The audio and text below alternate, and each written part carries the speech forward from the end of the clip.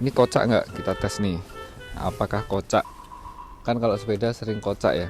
Ini kenceng guys. Dia nggak kocak sama sekali. Lampu juga masih nyala, nggak ada masalah. Kita tes.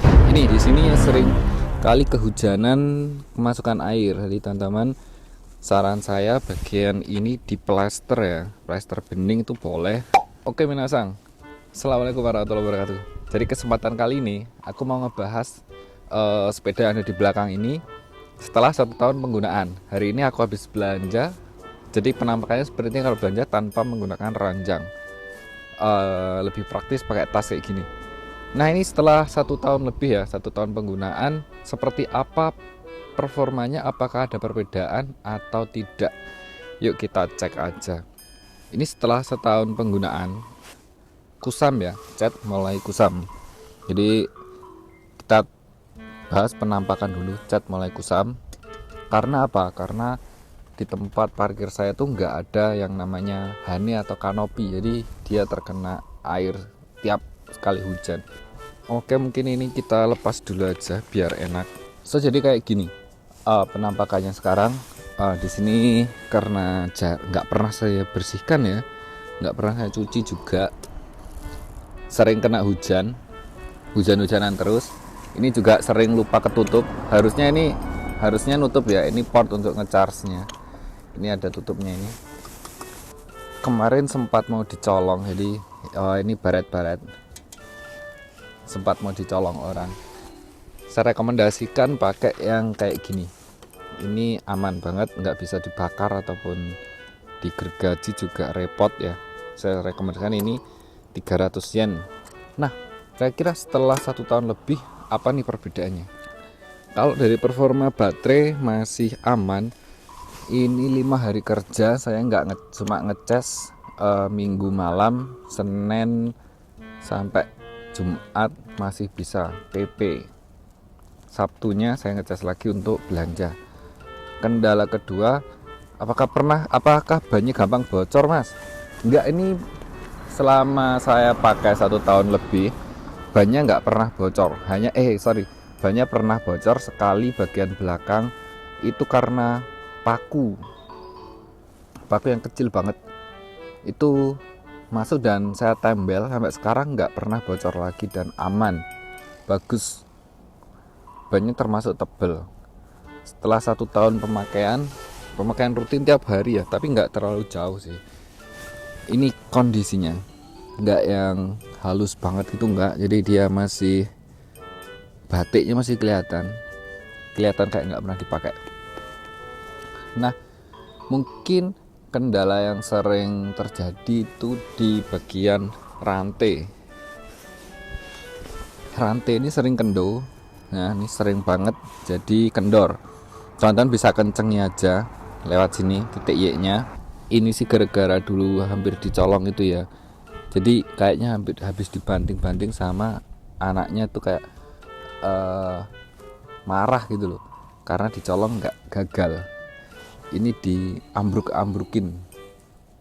Terus yang sering kendor juga itu rem depan maupun rem belakang. Settingnya ada di sini.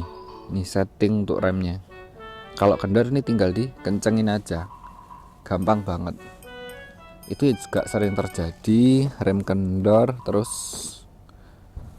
baterai nggak ada masalah sama sekali, charge-nya juga cepat, terus awet. Ini kocak nggak? Kita tes nih. Apakah kocak? Kan kalau sepeda sering kocak ya. Ini kenceng guys. Dia nggak kocak sama sekali. Lampu juga masih nyala, nggak ada masalah. Kita tes.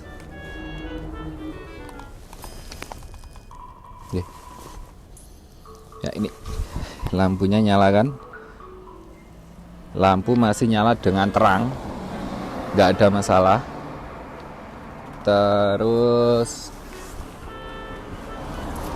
ini di sini ya sering kali kehujanan kemasukan air. Jadi teman-teman, saran saya bagian ini di plester ya, plester bening itu boleh supaya tetap kelihatan dan nggak gampang rembes air. Ini gampang rembes air kalau pas hujan. Terus kendala selanjutnya nggak ada sih. Yang sering saya rasakan hanya rantai kendo, terus sama si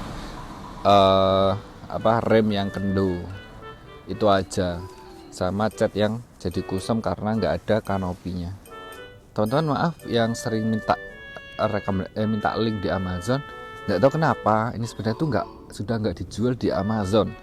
Saya cari-cari itu nggak ada, berkali-kali saya cari, sebenarnya ini udah nggak ada. Karena ini sepeda ini tuh dulu paling murah di Amazon ya, dengan spesifikasi yang seperti ini tuh dia paling murah di kelasnya. Dengan spesifikasi yang sama beda merek, tetap sepeda ini paling murah di kelasnya. Kalau yang nggak enak kira-kira apa sih? Yang nggak enak itu karena sepeda ini nggak ada shocknya. Jadi kalau ada geronjalan atau jalan berlubang itu kerasa banget, duduk kayak gitu ya. Beda sama yang ada shock breakernya. Tapi karena nggak ada shocknya, jadi kecepatannya dia maksimal banget, bisa sampai 25 km per jam. Nah, yang saya suka lagi adalah tadi ya nggak suka kan, ini empuk banget. Ini tuh kalau digenjot dia kerasa banget empuknya. Jadi lumayan bisa meredam ketika ini pernya ini bisa ngeredam ketika kita jalan tadi. Terus yang saya suka lagi ini lumayan ngebantu tangan kita bisa santai. Terus untuk harga jual tetap paling tinggi kayak Honda. Tergantung kondisi. Nah, beda sama punya teman saya itu rusak ya, padahal harganya juga lebih mahal, lebih keren, tapi nggak tahu kenapa kok rusak. Jadi punya teman saya ada shock breakernya kayak gini, terus baterainya tuh tanam kalau nggak salah di sini ya, atau di sini nggak tahu. Sementara itu depan pun juga ada shock breakernya, tapi ini lagi terkendala ya, lagi rusak di baterainya. Katanya kehujanan, habis kehujanan dipasang lagi tuh nggak bisa.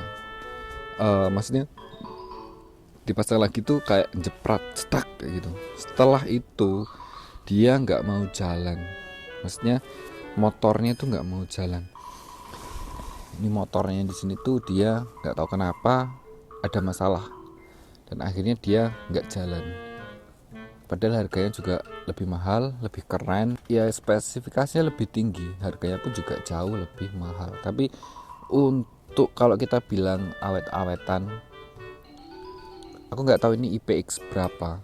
Kalau itu IPX 56, jadi kena hujan motornya sih bener-bener aman guys, bener-bener nggak pernah rewel, alhamdulillah ya. Ini motornya itu no rewel, no problem. Itu yang saya suka dari sepeda ini. Dan baterainya tuh pelepasannya tuh juga gampang banget. Beda kayak punya teman saya ini,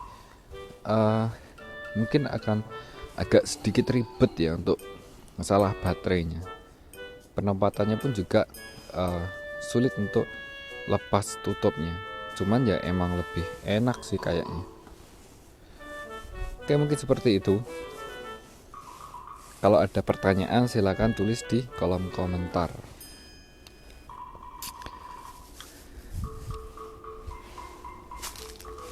Oke, saya Benirat Pak Dudi. Assalamualaikum warahmatullahi wabarakatuh.